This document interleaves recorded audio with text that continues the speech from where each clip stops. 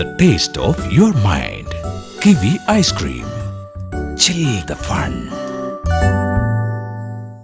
മ്യാൻമാറിലെ റോഹിംഗ്യൻ ജനത മ്യാൻമാറിലെ ഭരണകൂടത്തിന്റെ ക്രൂരമായ വിനോദത്തിന് ഇരയാക്കപ്പെട്ട സമയത്ത് ലോക ജനത ആദ്യ സമയങ്ങളിൽ നിശബ്ദത പാലിച്ചപ്പോൾ തുറന്നടിച്ച് രംഗത്ത് വന്ന് റോഹിംഗ്യൻ ജനതയ്ക്ക് ഒരു പിടി ആശ്വാസം നൽകാൻ വേണ്ടി സാധിച്ചത് റജബ് തയ്യിബ് എർദോഗാനാണ്.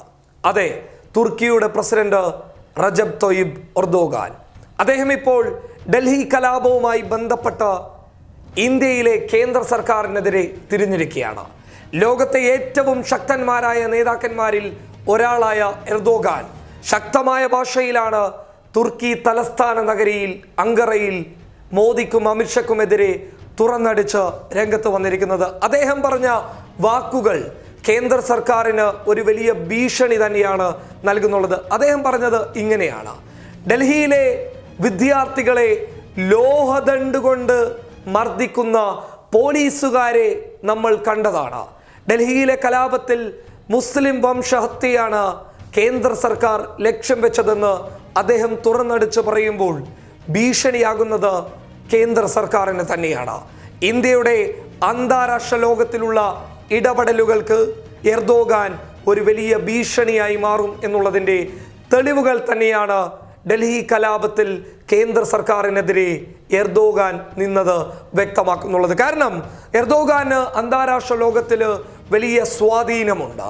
അന്താരാഷ്ട്ര ലോകത്തിൽ എർദോഗാന്റെ ഇടപെടലുകൾക്ക് വലിയ പ്രസക്തി തന്നെയാണ് ലോകരാഷ്ട്രങ്ങൾ നൽകുന്നുള്ളത്. കാരണം നീതിമാനായ ഒരു ഭരണാധികാരി എന്നാണ് എർദോഗാനെ ലോകരാഷ്ട്രങ്ങൾ വിശേഷിപ്പിക്കുന്നുള്ളത്.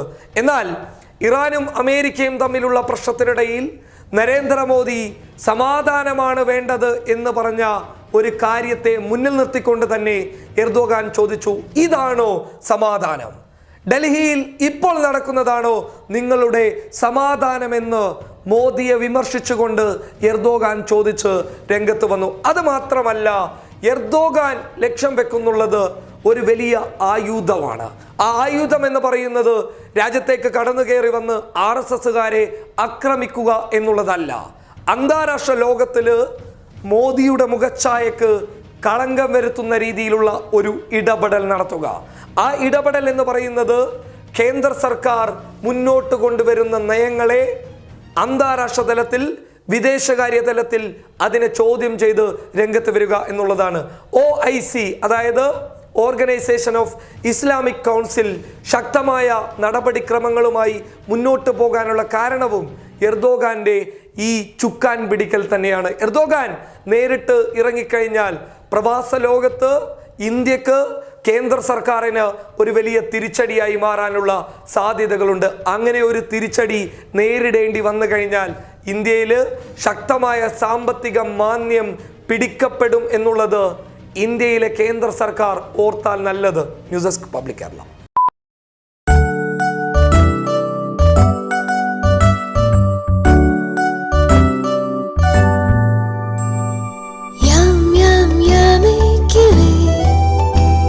This taste is a wonder to me. I'm never gonna miss it for any. Whoa, whoa, whoa,